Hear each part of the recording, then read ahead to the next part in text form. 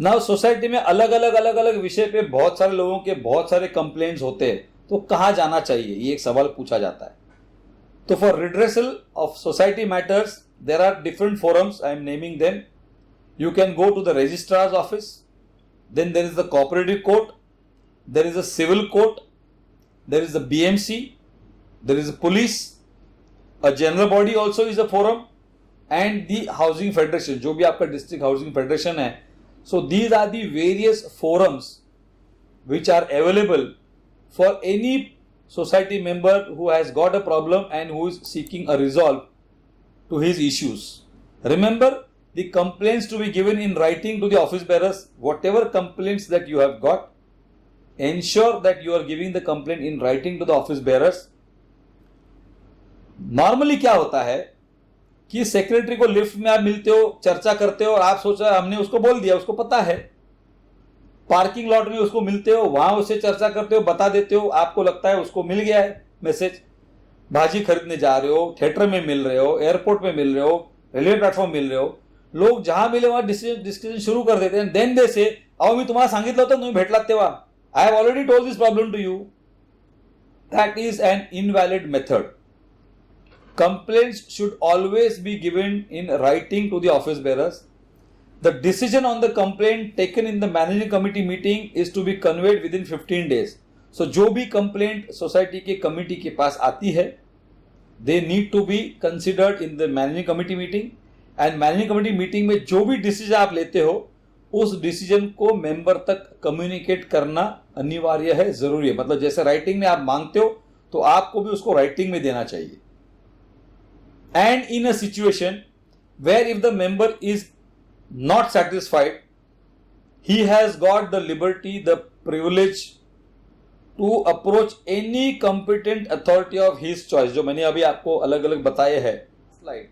Depending on the kind of complaint that you have got, if you are not satisfied with one of the forums, you have got the liberty to approach the other forums which are available. If decision is not communicated within 15 days of the letter, you can approach the authority. If you are not satisfied with whatever decision is given, you can approach another authority. If you require any further clarification which is not coming, Section 32 of the MCS Act is very famous, because under Section 32, which is now 154(b)(8) into bracket 2, that under that section, आप जो भी चाहो, whatever you want to ask, whatever information you need to seek from the society, आप writing में डाल सकते हो। और अगर उसका आपको जवाब नहीं मिल रहा है, आपने जो डिमांड किया वो आप तक नहीं पहुंच रहा है, तो you have the option of approaching any other authority to raise your voice, to raise your complaint, to place your complaint which is not being complied with by your office bearers or society management. Now you can complain to the register for matters pertaining to the following. अब क्या क्या complaints आप दे सकते हैं वो देखिए। Registration of the society or misrepresentation done, you can go to the register. Non issuance of sale certificate, register के पास जाओगे। Membership refuse किया, register के पास जाना है आपको। Non registration of nomination, आपने nomination दिया और register नहीं कर रहे, you can file a case with the deputy registrar. Non agreement charges, मनगढ़ंत लगा रहे हैं, अपनी मर्जी से लगा रहे हैं, register is the right forum for you. If they are demanding excess premium, the maximum premium charges for sale of a property is only up to rupees 25,000. So there are many societies जो लाख, 2 लाख, 5 लाख भी लेते हैं, which is as per law not permissible. So अगर excess premium amount आपसे मांगा है या demand किया है, तो you have got all the right to approach the registrar office. If they are not supplying you with the copies of the records and documents under section 32 जो पुराना था 154(b)(8) इंटू सेक्शन सबसेक्शन 2 जो मैंने अभी बताया, if they are not supplying to you under that sections, you can definitely approach the deputy registrar office for seeking redressal to your problem. If they are tampering और there is suppression and destruction of the society records, you are suppose to go to the registration authority. Non-acceptance of correspondence or checks, जैसे मैंने कल बताया कि in fact anything that comes to the society is required to be accepted. But suppose if they are not accepting it, फिर वो correspondence हो, आपका cheque payment हो, कई बार ये हमको देखने को मिला है कि कोई डिफॉल्टर है 2 लाख का और उसने जाके 25,000 का चेक दिया है, तो सोसाइटी बोलती नहीं नहीं आप पूरा 2 लाख लेके आइए, हम 25,000 का चेक नहीं लेंगे, विच is not permissible. Even if it is a part amount he is giving, it's your duty to accept that check from him, put it against his account, whatever settlement करके balance amount के लिए recovery कर सकते हो. Similarly, any kind of correspondence that comes, if they are not accepting it, they are rejecting your correspondence, आपकी complaint letter हो, request letter हो, तो you have got the right to approach the deputy's office. Non-maintenance or incomplete maintenance of records and books of account. This is one major thing which we have seen. Lot of society के members they complain to the authority saying कि हमारे यहाँ कुछ records रखा नहीं है, ना maintain करते हैं, ना complete करते हैं. तो अगर ऐसे में आप वहाँ complain करते हो तो there will be inspection, मतलब flying squad भी आ सकता है, या they will appoint an officer to come and inspect your records. So deputy registrar के पास वो पावर्स है to come and inspect your records and find out whether you are maintaining them properly और no. Non preparation of the annual accounts reports within the prescribe period. तो जैसे मैंने कहा कि एजीएम अगर वो प्रिस्क्राइब पीरियड में नहीं बुलाते, उसमें आप ये रिकॉर्ड्स नहीं रखते हो, तो definitely a complaint can be filed with the deputy registrar office if there is a misappropriation और misapplication of the funds of the society. तो the first redressal forum for you is going to be the deputy registrar, where you are going to register your complaint for any kind of misappropriation or misapplication of the funds that you seek. But when you are doing this, please ensure that you have proper proof with you. क्योंकि generally हमने ये देखा हुआ है कि लोग एक general statement करते हैं कि कमिटी चोर है, कमिटी पैसा खा रही है. No, that is an incorrect method.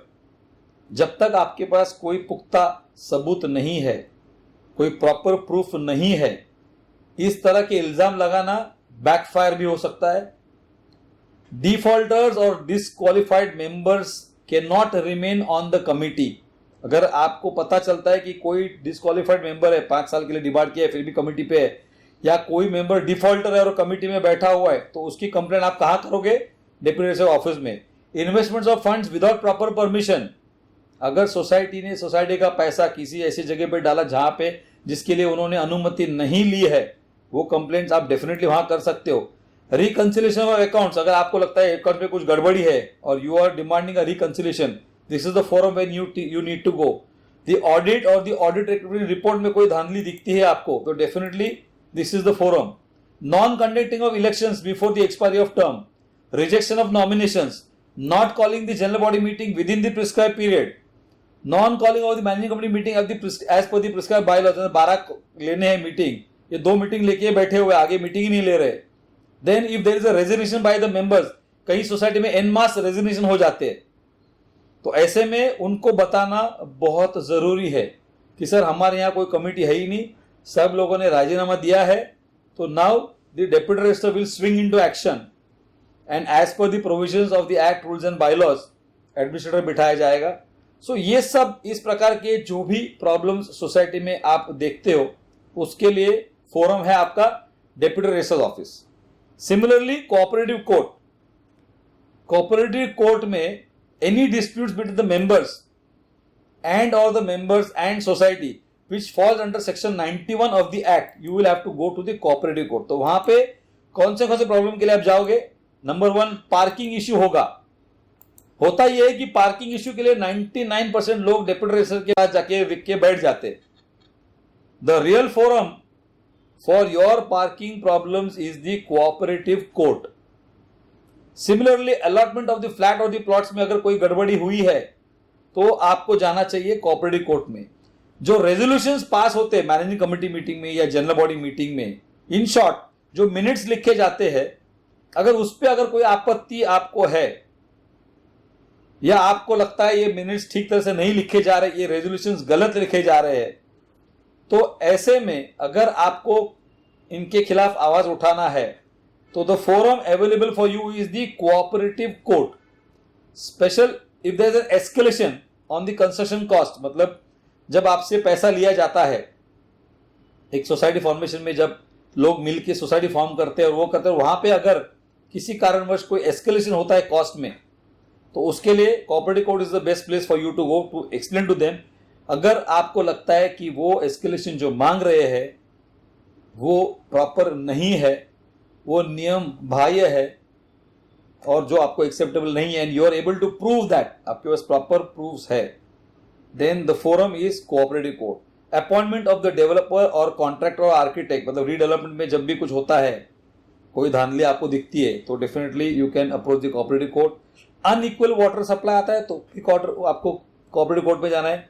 Access recovery of dues from the defaulters, मतलब डिफॉल्टर को एक्सेस में डाल दिया। इलेक्शन ऑफ मैनेजिंग कमेटी, अगर मैनेजिंग कमेटी के इलेक्शन में कोई धांधली हुई है या आपको लगता है कि ये प्रॉपर प्रोविजंस ऑफ लॉ को फॉलो करते हुए नहीं किया है, या आपको किसी प्रकार का भी परहेज है, कंप्लेंट है to the election method that was conducted in your society, the place for you to go to lodge your complaint is the cooperative court. Repairs including major repair, internal repair, leakage का अगर कोई issue है तो cooperative court is the forum where you have to go and lodge your complaint against whatever wrong that the committee or the society is doing. Now what about the corporations or the local authorities? हमारे locality जैसे BMC है, बृहन्मुंबई महानगर पालिका, अगर कोई unauthorized construction है building में तो प्लीज अंडरस्टैंड, कमिटी को, सेक्रेटरी को, मेंबर को अथॉरिटी नहीं है उसको जाके तोड़ना। Any unauthorize construction, any additions, any alterations made by the builder or the member or the occupant of the flat, which is the authority? BMC. This is the authority which can deal with that subject. उस subject का सिर्फ आप complaint कर सकते हो, physically उसको आप handle करना आपके हाथ में नहीं है। So this authority has been appointed for this purpose.